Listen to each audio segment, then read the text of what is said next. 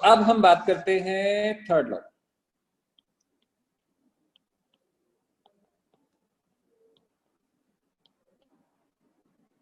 मैंने आपको बहुत पहले बोला था कि जो न्यूटन के लॉज है ना, वो बहुत नेचुरल लॉज हैं, नेचर के जैसे काम करते हैं। जैसे अगर हम किसी से बहुत अच्छे से बातें करते हैं तो रिप्लाई में हमें अच्छा सा बिहेवियर आता है, और अगर हम अच्छे से बात नहीं करते तो फिर बाकी आप जानते हो। तो ये न्यूटन का थर्ड लॉ है। तो न्यूटन का थर्ड लॉ बहुत आसान सा है। आसान सा कैसा है कि मान लो ये बॉडी, ये वाली बॉडी है जिसका मास m और ये फ्लोर है। अर्थ नीचे है ना, अर्थ ने बॉडी से बोला कि तुम्हें नीचे आना पड़ेगा। सो अर्थ ने लगाया पुलिंग फोर्स कॉल्ड mg। सो सब कुछ ठीक ठाक चल रहा था, सब बढ़िया था। इस बॉडी ने इस फ्लोर से बोला भाई रास्ता दो। बॉडी ने फ्लोर से बोला रास्ता दो, मेरे को निकलना है। क्यों निकलना है? अर्थ ने बुलाया है। ये फ्लोर क्या बोलेगा? मैं तो निकलने नहीं दूंगा। तो होगी लड़ाई। लड़ाई कैसी होगी? ये फिर गुस्से में आ जाएगा और इस पे लगाएगा एक्शन। एक्शन कहां पे लगाएगा? नीचे की तरफ। और उसके बदले में इसको गुस्सा आएगा, ये क्या करेगा? ये लगाएगा रिएक्शन कहां पे? ऊपर की तरफ। और हमें अच्छे से मालूम है कि बॉडी कैसी है? इक्विलिब्रियम में, क्योंकि फ्लोर टूट नहीं रहा है। अगर फ्लोर टूट नहीं रहा तो बॉडी जैसी है वैसी रहेगी, मतलब रेस्ट में रहेगी। और रेस्ट में रहेगी तो नेट फोर्स कितना होगा? 0 होगा। अगर नीचे वाले फोर्स को पॉजिटिव बोलेंगे तो ऊपर वाले को क्या बोलना पड़ेगा? Negative, and that equal to 0। हमने दोनों क्यों कंसीडर करें? क्योंकि mg बॉडी पे लग रहा है और r बॉडी पे लग रहा है। क्लियर हुआ? और वहां से रिलेशन आया mg इक्वल टू r। अगर हम mg को एक्शन बोलते हैं, अगर हम mg को एक्शन बोलते हैं तो r क्या होगा? r को फिर हम रिएक्शन बोलेंगे। एक्शन कैसे हो गया? ये एक्शन कैसे हुआ तो मैं आपको प्रोसेस में समझाता हूं। इसको अर्थ ने बुलाया mg फोर्स से, तो इसके पास ताकत आ गई। ताकत कितनी आ गई इसके पास? mg। तो जितने फोर्स से अर्थ ने इस बॉडी को नीचे बुलाया, उतने फोर्स से इस बॉडी ने इस फ्लोर को धक्का मारा। उसको हम बोलेंगे एक्शन। ध्यान देना, कंफ्यूज मत होना। ग्रेविटी का फोर्स एक्शन नहीं है, क्योंकि ग्रेविटी का फोर्स तो अर्थ ने लगाया। एक्शन रिएक्शन तो इनके बीच में लगना है। तो है क्या? अर्थ इस बॉडी को जितने फोर्स से खींचेगी, ये बॉडी उतने ज्यादा गुस्से में आएगी, और ये वाली बॉडी उतने फोर्स से इसको धक्का मारेगी। एक्चुअली एक्शन पता कहां पे लगेगा? एक्शन लगेगा यहाँ पे। एरो दिख रहा है बेटा छोटा सा? ये एक्शन ये है। एक्शन ये नहीं है, ये तो अर्थ ने लगाया। एक्शन है ये वाली बॉडी इस फ्लोर को धक्का मारेगी नीचे को, एक्शन। तो ये वाला फ्लोर मारेगा ऊपर, रिएक्शन। एक बात ध्यान देने की है, एक्शन और रिएक्शन एक ही बॉडी पे काम नहीं करते हैं। एक्शन किस पे लग रहा है? Action is applied by whom? Bye body. On whom? On floor. दिख रहा होगा आपको अच्छे से। एक्शन ये देखो छोटा सा लग रहा है, छोटू सा, ये वाला, ये एक्शन है। किसने लगाया? इस वाली बॉडी ने। किस पे लगाया? फ्लोर पे। और रिएक्शन किसने लगाया? Reaction is by floor on body. I think clear है। रिएक्शन किसने लगाया? फ्लोर ने लगाया। किसके ऊपर लगाया? बॉडी के ऊपर लगाया। इससे एक बात हमें समझ में आ रही है कि जो एक्शन और रिएक्शन है वो सेम बॉडी पे काम नहीं करते हैं। तो यहाँ पे बढ़िया सा नोट दिख गया हमें, और वो नोट क्या बोलता है? Note action and reaction act on two different bodies. Action and reaction act on two different bodies. Clear है? एक्शन किस पे लगा? इसके ऊपर। और रिएक्शन किस पे लगा हुआ है? इसके ऊपर लगा है। अब कभी कभी बच्चे पूछते हैं कि सर हमें कैसे पता चला कि एक्शन कौन सा है और रिएक्शन कौन सा है? तो इनिशिएटिव किसने लिया? इनिशिएटिव किसने लिया? इनिशिएटिव इसने लिया। क्यों? क्योंकि इसको बुलाया अर्थ ने, तो ये जल्दी में था, तो नीचे जाने की कोशिश कर रहा था। तो इस वाली बॉडी ने इसको धक्का मारा। तो सबसे पहला फोर्स किसने लगाया? ये तो बाद में डेवलप हुआ होगा ना। नो डाउट डेवलप तो एक साथ होते हैं, बट अगर हम सीक्वेंस में देखें तो पहले ये डेवलप हुआ, फिर ये डेवलप हुआ। जो पहले डेवलप हुआ उसको हम एक्शन बोलते हैं, जो बाद में हुआ वो रिएक्शन होता है। चलो जी, ये न्यूटन थर्ड लॉ है। अभी हम और देखते हैं। सपोज करो कि ये एक वर्टिकल वॉल है। This is a vertical wall and it's a body. It's a body. अगर हम इसको रिलीज कर देते हैं, फ्री कर देते हैं, तो क्या होगा? फ्री करो। जैसे तुमने इसको फ्री करा, ग्रेविटी इसको कहां पे बुलाएगी? नीचे। रुकेगा कि भागेगा? चले जाएगा। किधर को जाएगा? नीचे को जाएगा। क्या इन दोनों के बीच में एक्शन रिएक्शन लगेगा? बिल्कुल नहीं लगेगा। ग्रेविटी लग रही है नीचे और नीचे भागने के लिए पूरी जगह खाली है, so it will accelerate, it will accelerate down और नो एक्शन रिएक्शन। यहां पे कोई भी एक्शन रिएक्शन काम नहीं कर रहा है, इस वाले डायग्राम में नहीं कर रहा है। Let us make another diagram, ये वाला डायग्राम। ये हमारे पास एक बॉडी है, मानो तुम्हारे घर की दीवार है, घर की दीवार है और एक छोटी सी कॉपी है, नोटबुक तुम्हारे हाथ में है। तुमने इस नोटबुक को घर की दीवार के किनारे बस ऐसे चिपका रखा है। अगर तुम गलती से इसको छोड़ देते हो तो धड़ाम से नीचे गिरेगी, लेकिन अगर तुम चाहते हो उसमें टिकी रहे, चिपकी रहे, तो तुम्हें क्या करना पड़ेगा? तुम्हें यहाँ फोर्स लगाना पड़ेगा ऐसे। मान लो तुमने 100 न्यूटन का फोर्स लगाया, तो तुम क्या कर रहे हो? तुमने तो फोर्स इस पे लगाया और ये किस पे लगाएगी? ये इस पे लगाएगी। तो एक्चुअली एक्शन कहां पे डेवलप होगा? जो तुमने लगाया, इसको एक्शन नहीं बोलेंगे, तो तुमने लगाया, बट तुमने इस पे लगाया और ये किस पे लगाएगा? ये उस पे लगाएगा, तो एक्शन यहां लगेगा। ये छोटा सा एरो दिख रहा है, ये वाला, ये एक्शन है, ये एक्शन है। और ये किसको धक्का मारेगा? ये इस वाली दीवार को धक्का मारेगा, दीवार को गुस्सा आएगा, दीवार क्या लगाएगा? दीवार रिएक्शन लगाएगा। एक चीज हमें अच्छे से मालूम है, अगर तुम 100 न्यूटन का फोर्स लगाओगे तो यहाँ पे एक्शन भी कितने न्यूटन का होगा?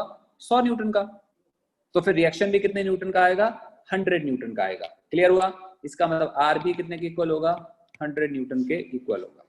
तो इस वाले डायग्राम में एक्चुअली 3 फोर्स लग रहे हैं, आपको दिख रहे हो तो 3 लग रहे हैं। कौन से 3? This is the force applied by you on the body, एक फोर्स। अगला, this is the force applied by body on the wall, 2 force हो गए। तीसरा force, this is the reaction applied by wall on the body. So these are 3 forces acting, जिसमें से हम इसकी बात नहीं कर रहे हैं, हम केवल इसकी और इसकी बात कर रहे हैं। एक बड़ी पुरानी सी सेइंग है, हम लोग 9th क्लास में पढ़ते थे, for every action there is equal but opposite reaction. तो नीचे लाइन लिखो, इन्वर्टेड कॉमा में लिखो, न्यूटन थर्ड लॉ में, for every action there is equal but opposite reaction. There is equal but opposite reaction. Action and reaction forces do not act on same body. Action and reaction forces do not act on same body, but they act on 2 different bodies. But they act on 2 different bodies.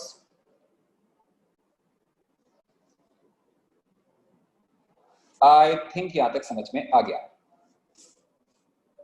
Perfect है, ये तो बहुत अच्छा है। तो heading लिखो, illustrations of Newton's third law.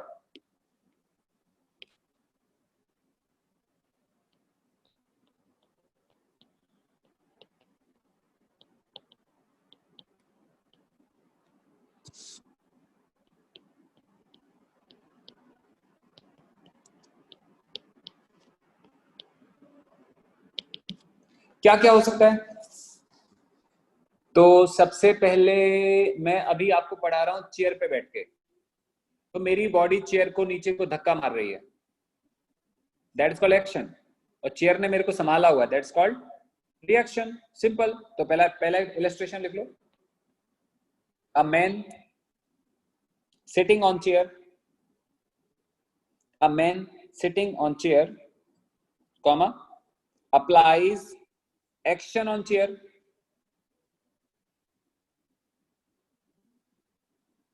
and chair applies reaction on man, and chair applies reaction on man.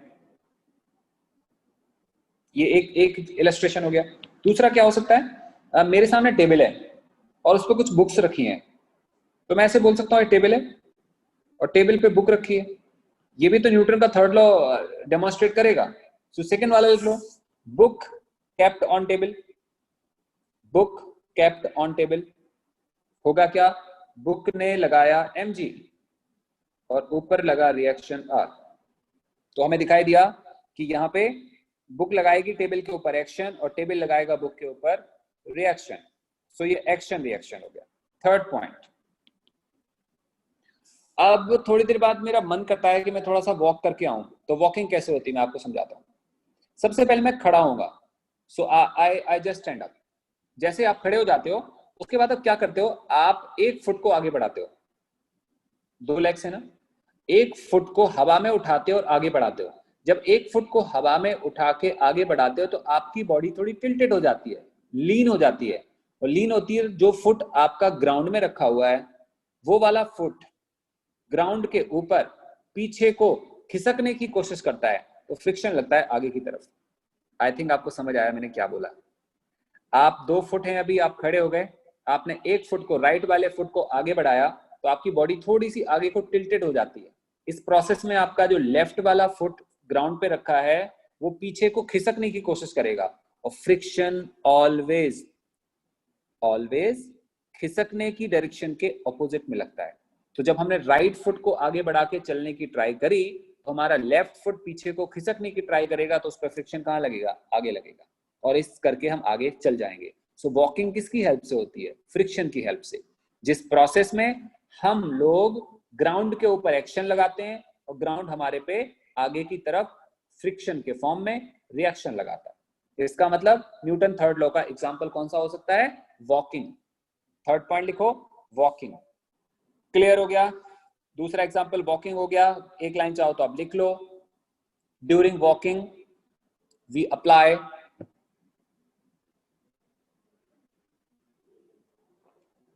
Backward force on ground, we apply backward force on ground, bracket में लिखना action, backward force on ground bracket में लिखना action,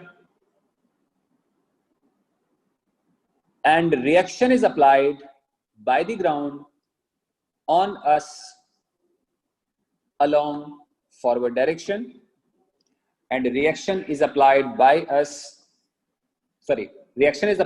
ground on us along forward direction, which supports our motion, ये support करता है किसको, हमारे motion को। स्विमिंग में भी ऐसे होता है। अगर मैंने किसी को स्विमिंग सिखानी हो तो मैं पता क्या बोलूं, मैं बोलूं कि पहले आप पानी पे लेट जाओ, तो पानी पे लेट जाएगा वो। फिर मैं बोलूंगा तुम पानी को पकड़ो और पानी को पीछे को धक्का मारो। मैं अपनी लैंग्वेज में उसको सिखाऊंगा कि पानी को पकड़ के पीछे को धक्का मारो, तो वो पानी को जोर से पीछे को धक्का मारेगा, उसको बोलेंगे एक्शन। तो उसने पानी को धक्का कहाँ पे मारा, पीछे को, तो पानी रिएक्शन कहाँ देगा, आगे को। और देखो वो एक बार में स्विमिंग सीख जाएगा, इतनी बढ़िया सिखाऊंगा मैं। So swimming is what, Newton's third law. You apply action on water along backward direction, and in return you gain some reaction along forward direction which generates motion. तो अगला लिख लो, swimming इसमें लिखो, during swimming comma swimmer applies action on water along backward direction,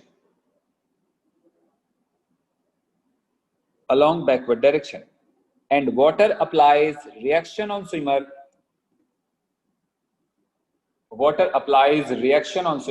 along forward direction. बहुत अच्छी बात है। अगला इलस्ट्रेशन क्या हो सकता है, अगला हो सकता है फायरिंग ऑफ गन। जैसे हमारे पास एक गन है, जैसे हम उसका ट्रिगर प्रेस करते हैं तो उसके अंदर बुलेट में ब्लास्ट होता है। ब्लास्ट होके उसके 2 पीसेज होते हैं, एक पीस पे थ्रस्ट लगता है आगे की तरफ और दूसरे पे लगता है पीछे की तरफ। बुलेट बेसिकली बीच से टूटती है जब अंदर ब्लास्ट होता है, तो उसका जो आगे वाला नोब होता है वो आगे को चला जाता है और पीछे वाला पीछे जाने की कोशिश करता है, लेकिन वो बुलेट के साथ, सॉरी, वो गन के साथ टिका हुआ होता है। गन के साथ टिका होने की वजह से वो पीछे नहीं जा पाता, बट क्या करता है, गन पे बैकवर्ड डायरेक्शन में रिकॉइल प्रोवाइड करता है। So that is called the recoil of gun. When bullet is fired, when bullet is fired, action is applied by gun on bullet. Action is applied by gun on bullet along forward direction, and reaction is applied by bullet on gun along backward direction.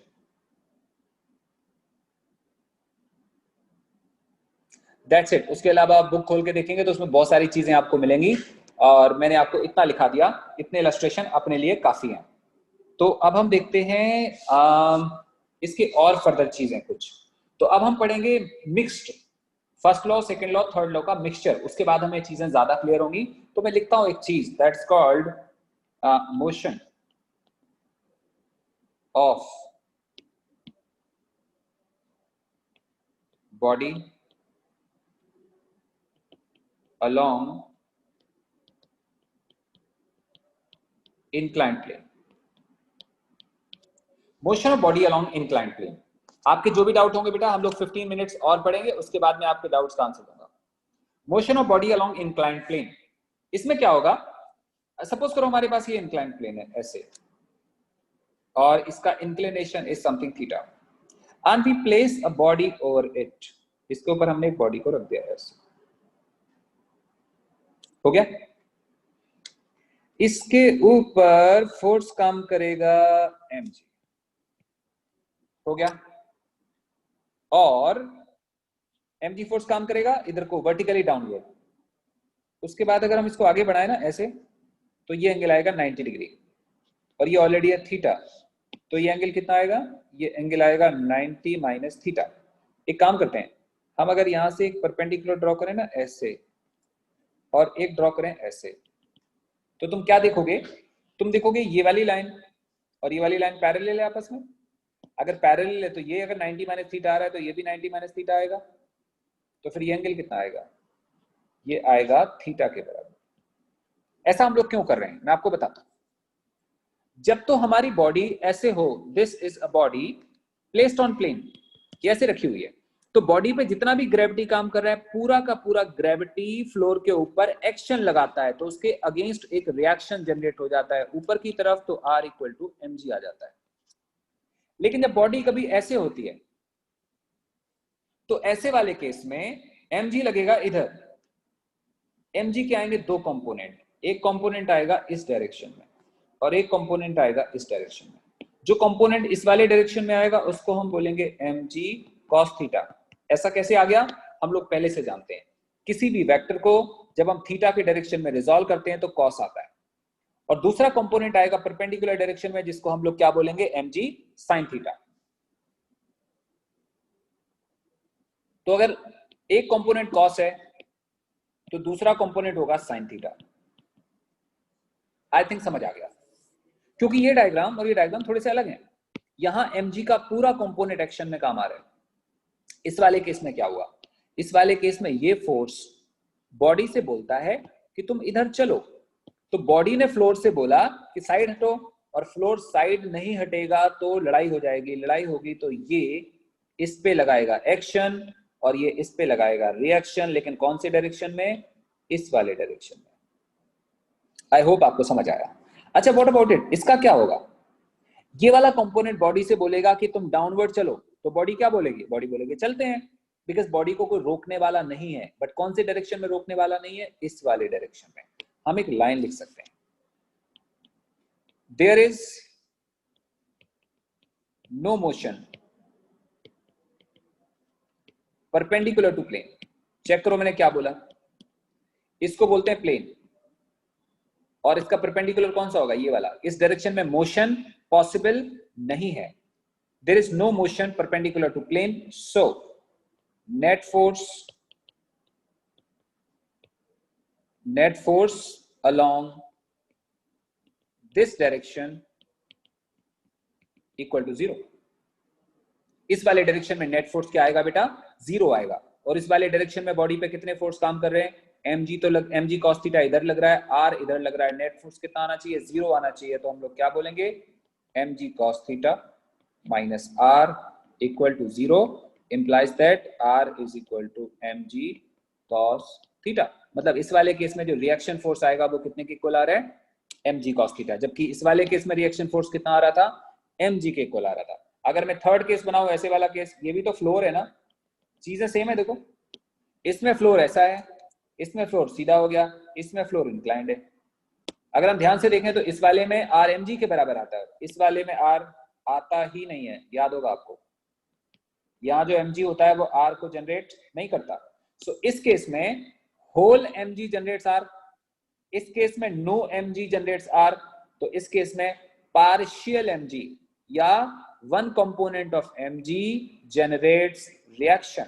And what about this, ये body से बोलेगा चलो, और body चल जाएगी तो इस वाले डायरेक्शन में क्या होगा, इस वाले डायरेक्शन में होगा एक्सेलरेशन। और जिस डायरेक्शन में एक्सेलरेशन होगा उस डायरेक्शन में बॉडी चलती जाएगी। सो अभी हम किसकी बात कर रहे थे, there is no motion perpendicular to plane, so and so, समझ में आ गया। Second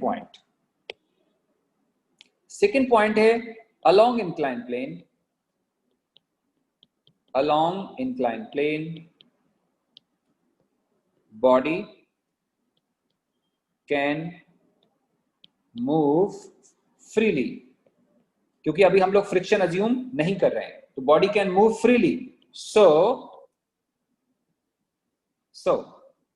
mg sin theta is equal to mass into acceleration. ये कहां से आ गया, ये आया वहां से जो हम लोगों ने पहले पढ़ा था कि F net equal to M A, और हमें मालूम है, यहाँ देखो इस बॉडी पे एक्चुअली mg लग रहा था, इसके दो कंपोनेंट, एक ये और एक ये तो बैलेंस हो गया r के साथ में, मतलब ये एक्शन रिएक्शन की लड़ाई में इन्वॉल्व हो जाएगा, और ये क्या करेगा, बॉडी को मूव करा के ले जाएगा नीचे, और बॉडी स्लाइड करेगी और सीधी नीचे जाएगी। सो एक्सेलरेट कौन करेगा, ये करेगा।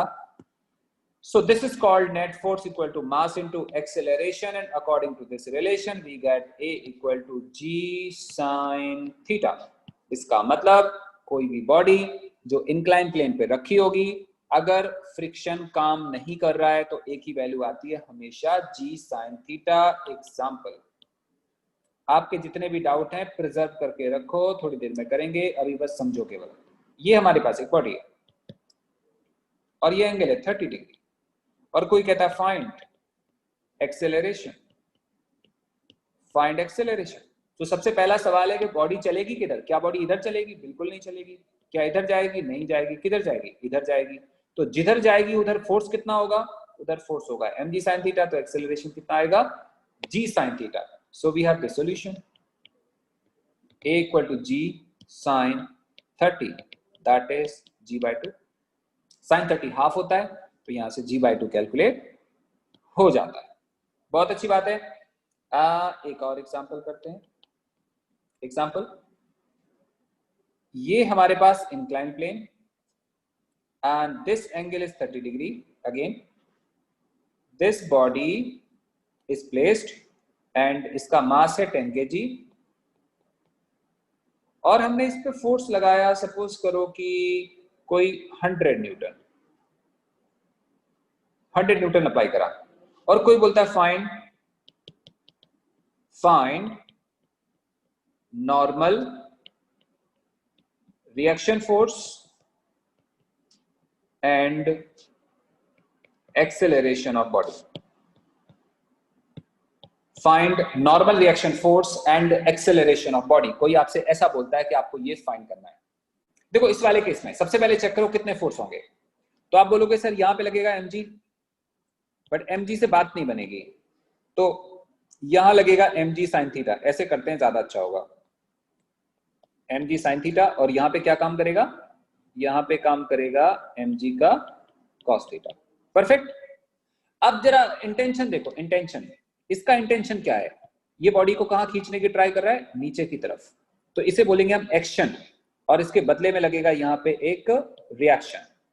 आई होप इतना समझ आ रहा है। और इस बॉडी में इस डायरेक्शन में कोई भी मोशन पॉसिबल नहीं है।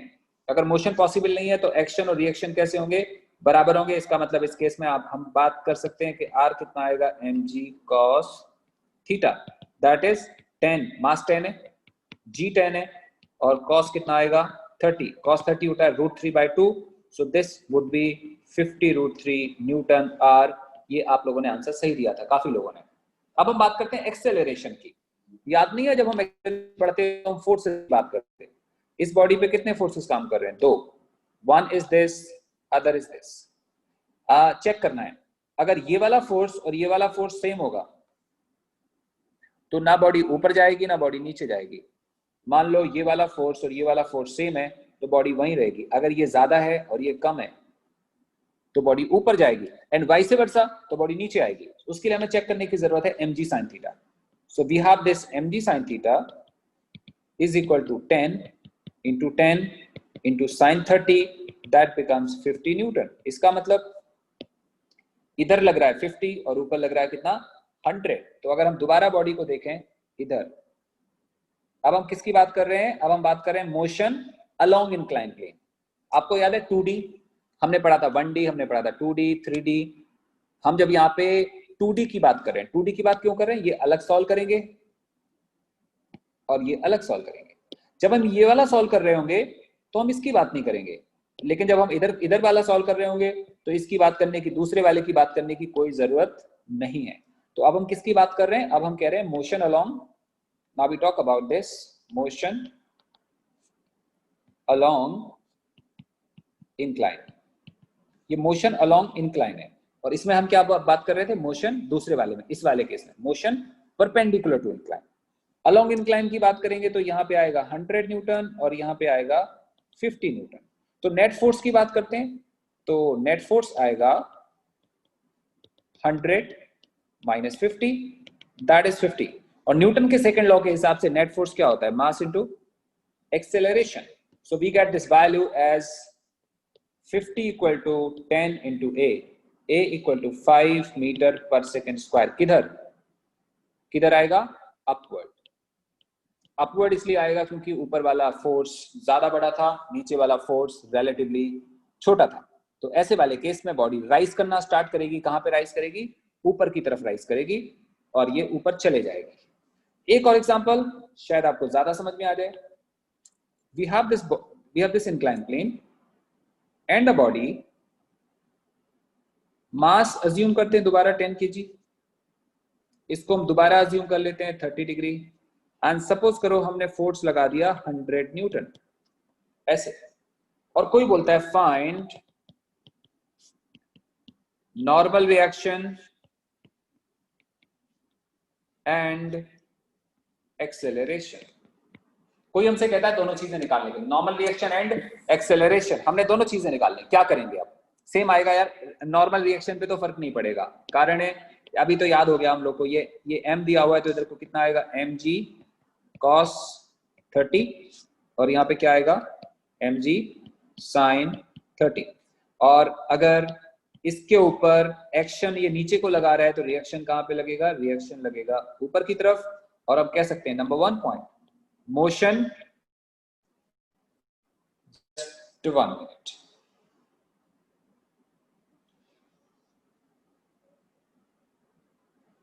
सो हम लोग कह सकते हैं मोशन परपेंडिकुलर टू प्लेन। अगर हम प्लेन के परपेंडिकुलर की बात करें, मोशन परपेंडिकुलर टू प्लेन, तो रिलेशन आएगा r equal to mg cos 30, the same thing जो पहले आया था। कितना था? 50√3। लेकिन अगर हमें बात करनी है एक्सेलरेशन की, तो एक्सेलरेशन कहां पे हो रहा है? वो तो इस डायरेक्शन में हो रहा है ना, इस डायरेक्शन में। तो अभी हम लोग क्या बात करेंगे? मोशन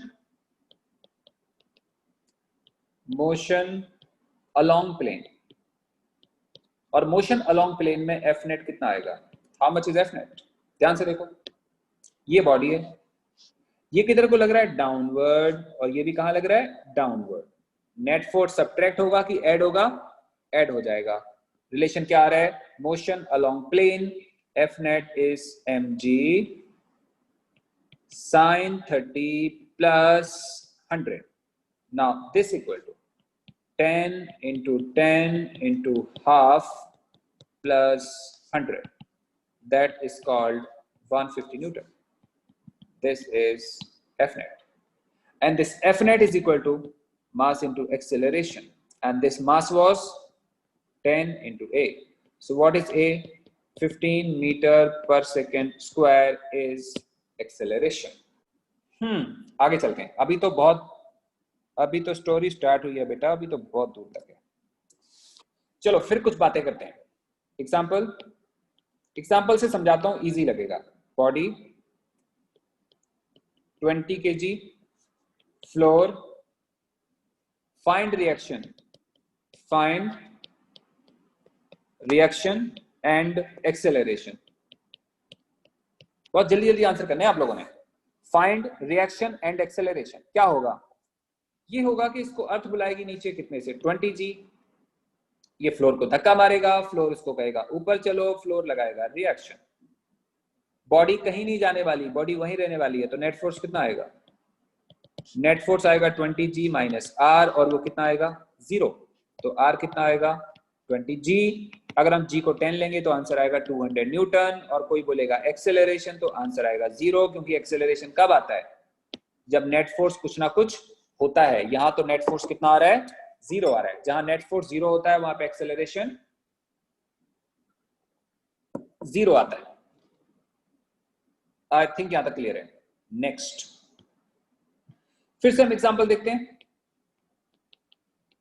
ये हमारे पास बॉडी, ये फ्लोर, ये 100 न्यूटन का फोर्स और ये 20 kg, और कोई बोलता है फाइंड रिएक्शन फोर्स।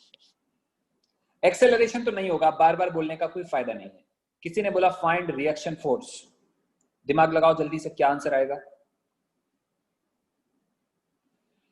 आंसर ये आएगा कि देखो, इसने 100 न्यूटन से धक्का मारा, वो भी इस पे आ जाएगा धक्का, पुश इसी पे आ जाएगा, और जो इसको अर्थ खींचेगा वो भी पुश इस पे आ जाएगा। तो अर्थ कितने से खींच रहा है? 200 न्यूटन से, और ऊपर से कितना लग रहा है? 100 न्यूटन। टोटल कितना हो गया? 300 न्यूटन। ये सारा का सारा मिलके इसको पुश करेगा नीचे को, इसको आएगा गुस्सा, और ये रिएक्शन लगाएगा ऊपर को। उसके बाद से एफ नेट आएगा 300 minus R, that equal to 0, R is equal to 300। Clear हो गया? तो आर 300 आ जाएगा, और ये सॉल्व हो गया। अगर हम थोड़ा सा बदल दें कुछ ऐसे,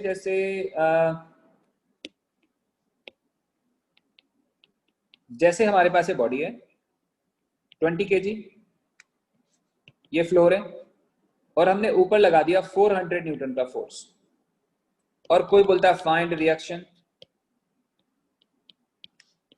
जल्दी सोचो, 30 सेकंड का टाइम है, जल्दी सोचो क्या आंसर आएगा। फाइंड रिएक्शन, ऊपर लगाया मैंने 400 न्यूटन, रिएक्शन बताओ, रिएक्शन कब लगता है? जब एक्शन लगता है। एक्शन कब लगेगा? जब बॉडी फ्लोर पे रहेगी। अगर गलती से हवा में उड़ गई तो रिएक्शन 0 आएगा। दिखाता हूं आपको। बॉडी पे नीचे को कितना फोर्स काम करेगा? mg, और mg कितना होगा? 200 न्यूटन। ऊपर कितना लग रहा है? 400 न्यूटन। कुछ बच्चे करते हैं गलती, वो क्या कहते हैं? वो पता है गलती कैसे करते हैं? वो कहते हैं देखो सर आर ऊपर लगेगा, मैंने कहा बहुत अच्छी बात है। फिर बोले सर नेट फोर्स 0 होगा, मैंने कहा अच्छी बात है। फिर वो कहने लगते हैं सर आर प्लस 400 ऊपर लगेगा और 200 नीचे लगेगा, सर आर आएगा माइनस 200। मैं कहता हूं गलत, क्योंकि रिलेशन ही गलत है। रिलेशन इसलिए गलत है क्योंकि फोर्सेस इक्वल नहीं होंगे। इक्वल तब होंगे जब बॉडी इक्विलिब्रियम में होगी। बट हो क्या रहा है यहाँ पे? ऊपर बहुत ज्यादा फोर्स है, नीचे बहुत कम फोर्स है। यहाँ बॉडी रहने वाली नहीं, हवा में उड़ जाने वाली है। जैसे हवा में उड़ जाएगी आर थोड़ी ना रहेगा, आर तो खत्म हो गया। ऐसे वाले केस में हम क्या बोलेंगे? ऐसे वाले केस में ये ज्यादा है और ये कम है। Body will lift the lifts. इस बॉडी का फ्लोर पे कोई भी कॉन्टैक्ट नहीं रहता। अगर कॉन्टैक्ट नहीं होगा तो आर माइनस 200 नहीं आएगा, बट कितना आएगा? किसी ने हमारे सर के ऊपर हाथ रखा हुआ है, सोचो, और हाथ से उसने सर को दबाया हुआ है, तो एक्शन लगेगा, तो हमारा सर उस पर रिएक्शन लगाएगा। अब किसी ने अपना हाथ ऊपर हवा में उठा लिया, ना तो एक्शन लगेगा ना रिएक्शन लगेगा। रिएक्शन नहीं आएगा, 0 आएगा। अगर हम एक केस कुछ ऐसा करें कि हमारे पास ये बॉडी है, इट्स अ बॉडी, ये फ्लोर है, और इस पे एक फोर्स काम कर रहा है कुछ ऐसे, और ये फोर्स मान लेते हैं कुछ 200 Newton, making some angle assume करो 30 डिग्री, और ये मास है कुछ 10 kg के बराबर, और फ्रिक्शन है नहीं, ध्यान रखना फ्रिक्शन को कंसीडर नहीं कर रहे हैं। कोई बोलता है find normal reaction force and acceleration. आपने दो चीजें फाइंड करनी है, नॉर्मल रिएक्शन और एक्सेलरेशन। ओके, स्टार्ट करते हैं। करेंगे कैसे कि इस वाली बॉडी पे mg लग रहा है नीचे, and that mg is equal to 100 Newton. mg लग रहा है नीचे और इधर कितना लग रहा है 200 न्यूटन। अभी हम क्या करेंगे, अब हम इस बॉडी का बनाएंगे फ्री बॉडी डायग्राम। जो 200 लग रहा है ना, ये एंगल है थीटा, तो थीटा के डायरेक्शन में क्या आएगा, कॉस आएगा। मतलब इधर को कितना फोर्स लगेगा 200 कॉस 30, और एरो कहां पे बना है, नीचे को। तो इसका जो ये वाला कंपोनेंट होगा ये साइन कंपोनेंट होगा, मतलब इधर कोई कंपोनेंट आएगा, इसको हम बोलेंगे 200 साइन 30, और इसका खुद का mg नीचे लगेगा, mg that equal to 100 Newton. अच्छा, ये फ्लोर कहां पे, फ्लोर है यहाँ पे, फ्लोर इस पे लगाएगा रिएक्शन ऊपर की तरफ, ये ऐसे, ये R होगा। अब अगेन 2D मोशन है, 2D ये अलग होगा, दिस इज सेपरेट और दिस इज सेपरेट। अच्छा, इन तीन फोर्सेस का क्या होगा, ये तीन फोर्सेस एक लाइन में लग रहे हैं, तो ये होगा कि ये वाला फोर्स नीचे को दबाएगा, ये नीचे को दबाएगा और ये उसको रोकने की कोशिश करेगा। मतलब बेसिकली जो R को मैंने ऊपर वाले को पॉजिटिव ले लिया, तो नीचे क्या आएगा, minus R minus 100 minus 200 sine 30 is equal to 0। यहां से R कितना आ जाएगा 200 न्यूटन। आई होप आपको समझ आ गया। साइन 30 की वैल्यू कितनी होगी, हाफ। साइन 30 हाफ होगा तो ये खुद आएगा 100, ये भी 100 आएगा, तो कितना हो जाएगा R माइनस 200 इक्वल टू 0। तो R कितना हो गया 200, खत्म हो गया। कोई बोलेगा सर इसका क्या होगा, इसका कुछ नहीं होगा, ये बॉडी को धक्का मारेगा, बॉडी एक्सेलरेट होगी। तो आप क्या बोल सकते हैं, आप बोल सकते हैं 200 cos 30 एक्सेलरेट्स बॉडी, ये एक्सेलरेट करेगा। तो अगर ये एक्सेलरेट करेगा तो रिलेशन क्या आएगा, रिलेशन आएगा 200 cos 30 is equal to mass into acceleration. कौन सा लॉ है ये सेकंड लॉ है। and this is equal to 200 into root 3 by 2 is equal to 10 into a, 0 से 0 कट गया, यहां से वैल्यू कितनी आ जाएगी 10 root 3 equal to a is the value. This is answer of acceleration.